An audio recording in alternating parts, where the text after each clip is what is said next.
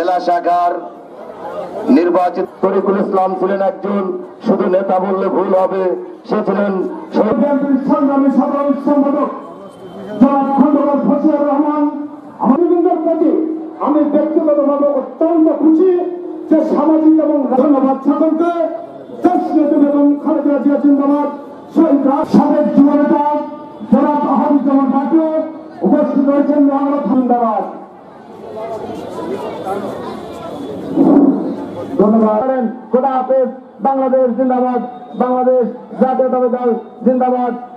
মশিয়ার সমস্ত নেতার নাম বলে গেছে, বাকি নেতার নাম মশিয়া বলছে, কোন নেতার নাম বলার দরকার নেই। আমাদের বিএনপির ধারক এবং বাহক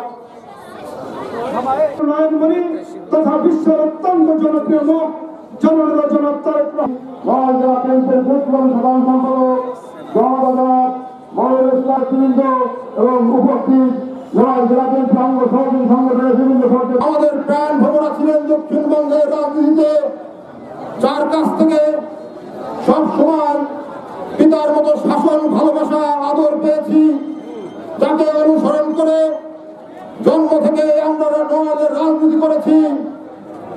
আমার অভিভাবক জনাব তরিকুল ইসলামকে আজকে শ্রদ্ধার সাথে স্মরণ করছি এবং মহান আল্লাহ রব্বুল আলামিনের কাছে ফরিয়াদ করি তিনি যেন আমাদের প্রাণপ্রিয় নেতা জননেতা জনাব তরিকুল ইসলামকে